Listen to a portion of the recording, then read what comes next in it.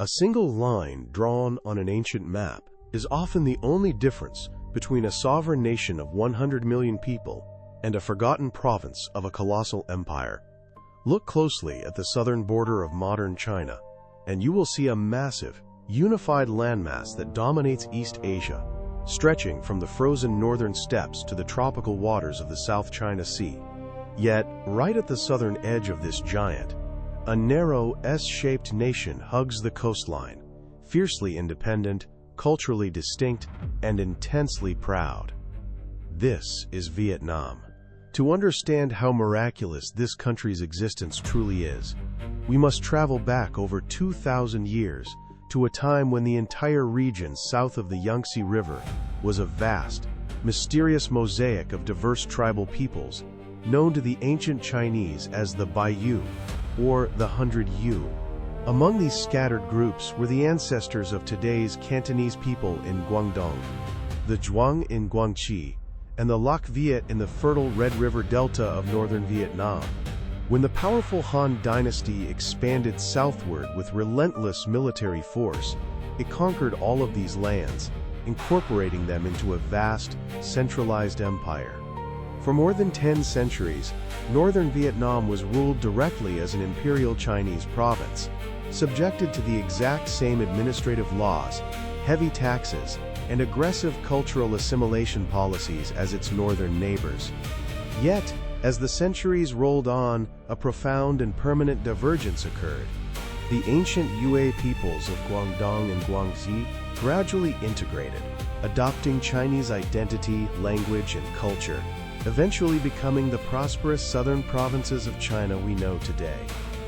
Meanwhile, the people of the Red River Delta resisted, rebelled, and ultimately broke away to establish an independent state that survived every subsequent imperial dynasty. How did Vietnam accomplish what Guangdong and Guangxi could not? Why did 1,000 years of direct foreign rule fail to erase the distinct identity of the Vietnamese people? The answer to this question is not found in a single battle or a simple twist of fate. It is a complex, gripping saga of geographical barriers, linguistic resilience, clever diplomatic maneuvering, and a unique cultural adaptability that allowed a small nation to absorb the tools of its conqueror without losing its own soul. Let us journey deep into the currents of time to uncover this historical mystery. To understand how this great historical divergence began, we must look at the geopolitical landscape of the late 3rd century before the Common Era. Following the collapse of the short-lived Qin dynasty, which had first attempted to conquer the southern tribes, a Chinese general named Zhou Tuo established an independent kingdom called Nam Yue, known in Vietnamese history as Nam Viet. This ancient kingdom was a sprawling, wealthy realm that encompassed modern-day Guangdong, Guangxi, and northern Vietnam, with its capital located at Panyu, which is modern-day Guangzhou. Within this kingdom, Chinese settlers and indigenous Yue peoples lived side by side, creating a unique, syncretic culture where the rulers adopted local customs and married local women. However, this independent southern kingdom was a constant thorn in the side of the newly consolidated Han dynasty to the north, which viewed the south as its rightful territory. In the year 111 before the Common Era, the ambitious Emperor Wu of Han launched a massive multi-pronged military campaign, conquering Nanyue and dividing its territories into 9 imperial commanderies. The northern parts of the fallen kingdom became the provinces of Guangdong and Guangxi, while the southern territories, centered around the fertile Red River Delta, were organized into the commanderies of Jiaoqi, Kuchan, and Nhat Nam. From this moment on, the people of northern Vietnam entered a long, dark era of foreign domination that Vietnamese historians call Bach Thuoc, or the Northern Domination. For the next 1,000 years, the Red River Delta was legally, politically, and administratively just as much a part of China as the Pearl River Delta of Guangdong. Imperial governors were dispatched from the northern capitals to enforce Chinese laws, collect heavy taxes in the form of precious pearls, ivory, aromatic woods, and agricultural goods, and established schools to teach the Chinese classics. The goal of the imperial court was clear and consistent across all conquered southern territories: total integration and assimilation. The empire sought to turn the diverse, non-Chinese populations of the south into loyal, tax-paying Confucian subjects who spoke the imperial language, wore imperial clothing, and practiced imperial customs. Early rebellions, such as the legendary uprising of the Trung sisters in the 1st century of the Common Era, showed that the local population harbored a deep-seated resistance to this foreign imposition, but the imperial military machine repeatedly crushed these revolts and tightened its grip. At the starting line of this long historical race, Guangdong and Vietnam were in virtually the exact same position, ruled by the same emperors and subjected to the same civilizing mission. Yet the paths they would take over the next millennium could not have been more different. As the centuries of imperial rule progressed, the forces of assimilation pressed hard against the indigenous societies of the south, but they encountered very different obstacles in different regions. In Guangdong, the proximity to the Chinese cultural heartland and the massive influx of northern refugees fleeing nomadic invasions led to a rapid and thorough process of Sinicization. The local Yue dialects in Guangdong gradually merged with northern Chinese speech patterns, eventually evolving into Cantonese, which, despite its unique pronunciation, is a Sinitic language sharing the same grammatical structure and writing system as the North. The local elites in Guangdong found it highly advantageous to fully integrate into the imperial system, participating in the civil service examinations and viewing themselves as proud citizens of the empire. However, as one traveled further south toward the Red River Delta, the physical and cultural landscape began to change dramatically. The geography of northern Vietnam acted as a formidable natural shield. The region was separated from the rest of China by a dense, rugged wall of mountains, treacherous mountain passes like the Chi Lang Pass, and malaria-infested jungles. These physical barriers made large-scale troop movements and administrative communication incredibly difficult, hazardous, and slow. More importantly, the Red River Delta was home to a dense, highly organized agricultural population that had developed sophisticated wet rice farming techniques long before the arrival of the Han. This agricultural abundance supported a large, resilient population that lived in tightly knit, self-sufficient village communities. Within these villages, protected by dense bamboo hedges, the ancient customs, oral traditions, and social structures of the Lac Viet remained largely untouched by imperial decrees. The most powerful shield of all was the Vietnamese language. While the people of Guangdong adopted Sinitic tongues, the people of Jiaoqi held fast to their native Austroasiatic language. Over the centuries, the Vietnamese language did something extraordinary. Instead of being replaced by Chinese, it absorbed thousands of Chinese words, adapting them to its own tonal system and grammatical structure. This created a rich, hybrid language that allowed the local population to acquire advanced Chinese concepts of administration, philosophy, and technology, while maintaining their distinct linguistic identity. Furthermore, even when Chinese immigrants, scholars, and officials settled in the Red River Delta to escape political turmoil in the north, they often became indigenized over generations. Rather than converting the locals into Chinese, these settlers married local women and were themselves converted into a new, Sino-Vietnamese elite class that began to identify more with the land they lived on than with the distant imperial court in the north. This elite class would eventually lead the charge for independence, using their deep knowledge of Chinese administration to build a separate state that could challenge the empire itself. The simmering tension between local identity and imperial control reached a boiling point in the 10th century of the Common Era. The once mighty Tang dynasty, which had ruled China with an iron fist for nearly 300 years, collapsed into a chaotic period of civil war and fragmentation, known as the Five Dynasties and 10 Kingdoms. As the central authority in the north dissolved, local warlords across the empire began to carve out their own independent domains. In the far south, a regional state called the Southern Han established itself in Guangdong and Guangxi, claiming authority over the Red River Delta as well. But the people of Vietnam saw this imperial chaos as their ultimate window of opportunity. Local leaders in Giao, beginning with the Cook family, began to seize administrative control, ruling the region autonomously, while offering nominal tribute to keep the northern powers at bay. The decisive moment came in the year 938, when the ruler of the Southern Han decided to launch a massive naval invasion to reassert direct imperial control over the rebellious southern province. He dispatched a powerful fleet commanded by his own son, Prince Liu Hongkao, to sail up the Bach River, the strategic gateway to the Red River Delta. Standing in their way was a brilliant Vietnamese military commander named Ngo Quyen. Understanding that his forces were outnumbered and outmatched by the heavily armed Southern Han warships, Ngo Quyen devised a masterstroke of defensive strategy.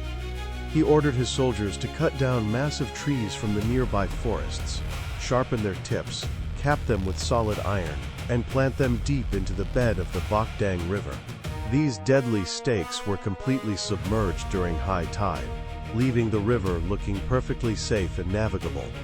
As the Southern Han fleet approached, Ngo Quyen sent out small, agile boats to harass the invaders and then feign a retreat, luring the heavy Chinese warships deep into the estuary just as the tide began to ebb. When the waters rapidly receded, the massive Southern Han vessels were violently impaled on the hidden, iron-tipped stakes. Trapped, immobilized, and capsizing, the imperial fleet became sitting ducks for Ngo Quyen's forces, who launched a ferocious counterattack from the riverbanks. The Southern Han forces were utterly decimated, and Prince Liu Hongkao himself perished in the chaos. This legendary victory at the Bach River shattered 1,000 years of northern domination, marking the definitive birth of Vietnam as an independent sovereign nation. It was a military triumph of unmatched strategic genius, proving that the Red River Delta could no longer be held by force of arms. While the victory at the Bach River was a glorious military triumph, the real challenge for the newly independent Vietnamese state was surviving the inevitable imperial backlash. For a small, newly born nation living in the shadow of a massive neighbor, military victory alone was not enough to guarantee long-term survival. The Vietnamese leaders understood that they had to play a highly sophisticated game of geopolitics.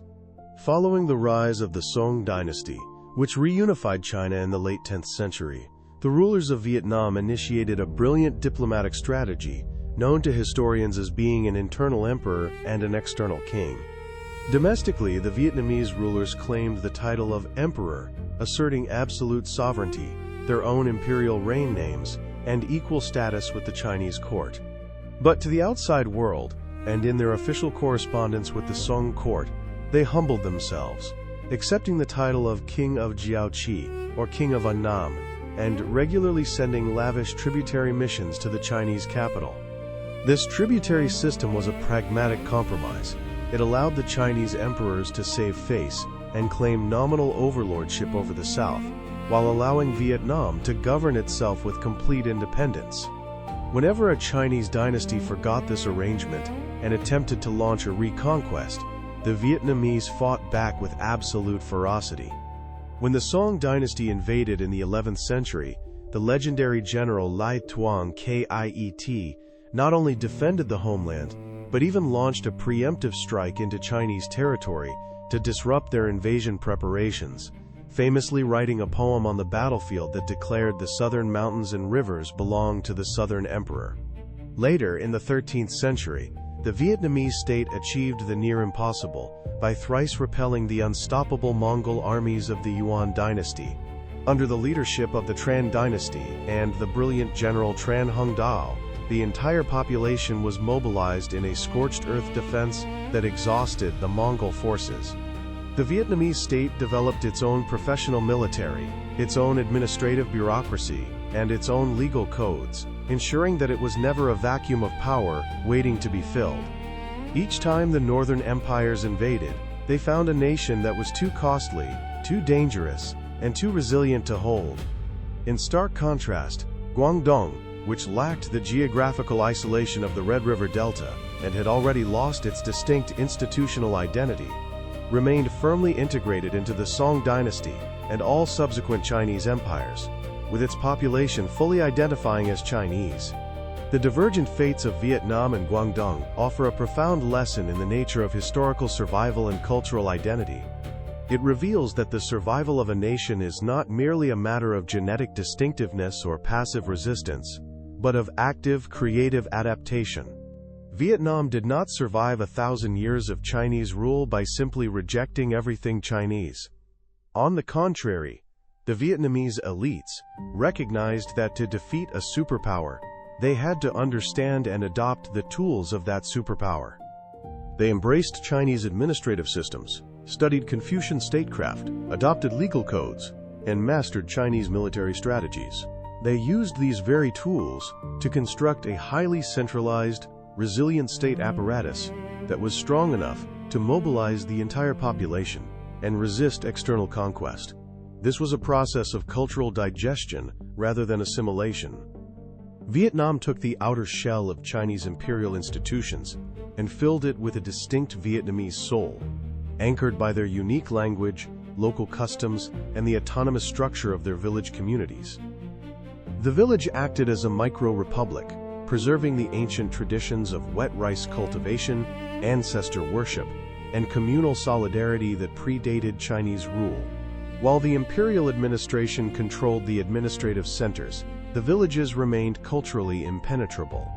Meanwhile, Guangdong was physically and politically absorbed into the Chinese mainland, becoming a vital economic and cultural engine of the empire, with its local elites fully identifying with the imperial center. Vietnam utilized its geographical distance, its unique language, and its deep-rooted agricultural identity to maintain a separate political existence. This historical trajectory reminds us that geography is often destiny, but only when paired with the collective will of a people to preserve their unique identity. The story of Vietnam's survival proves that even when faced with the overwhelming cultural and military pressure of a neighboring superpower for over 10 centuries, a distinct national identity can not only survive but thrive if it possesses the flexibility to adapt, the wisdom to compromise, and the courage to fight when its existence is threatened. To truly understand the depth of this divergence, we must look at how these two regions reacted to subsequent imperial crises. When the Ming dynasty attempted to re-annex Vietnam in the early 15th century, they encountered a society that had already tasted independence for over 4 centuries. The Vietnamese response was not just a series of localized rebellions but a highly organized, decade-long war of national liberation led by Le Loi. This struggle mobilized the entire population, utilizing the very administrative and military structures the Vietnamese had perfected. In contrast, during periods of dynastic collapse on the mainland, Guangdong served as a refuge for loyalists or a breeding ground for commercial wealth, but it never sought to break away to form a sovereign non-Chinese nation.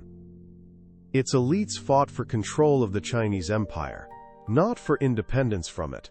This difference in political imagination is also reflected in how both regions developed their languages. While Guangdong developed Cantonese, a vibrant Sinitic language that preserved ancient Tang dynasty phonology, but remained structurally bound to the Chinese writing system, Vietnam took a radically different linguistic path. The Vietnamese language retained its Mon-Khmer Austroasiatic core, its distinct syntax, and its basic vocabulary. When they did adopt Chinese characters, they quickly modified them to create Chu Nom, a demotic script designed specifically to record native Vietnamese speech and poetry.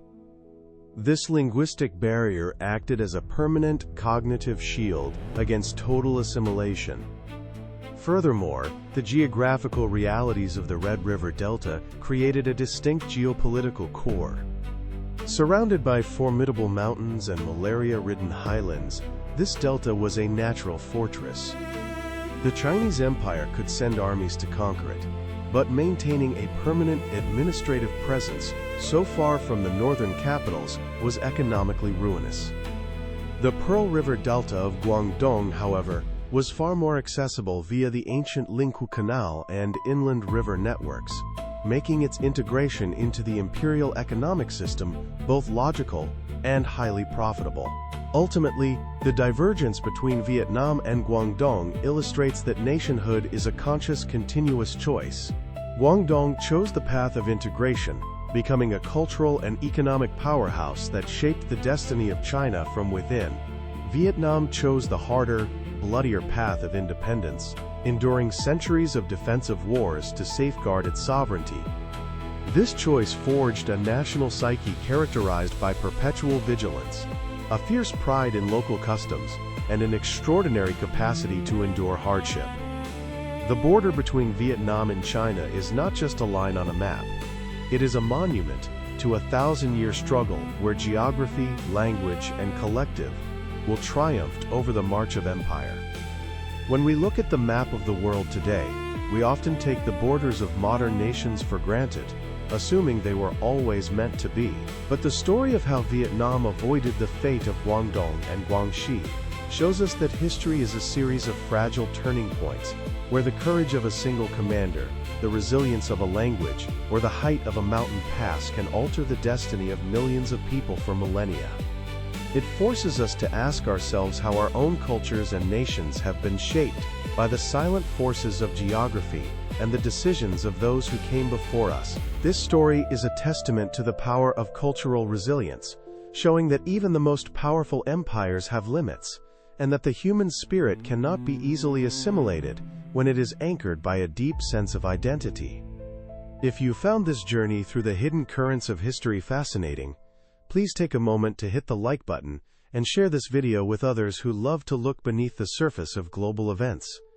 We want to hear your thoughts on this incredible historical mystery, so please leave a comment below. Do you think Vietnam's survival as an independent nation was an inevitable result of its geography? Or was it a series of historical miracles that could have easily gone the other way?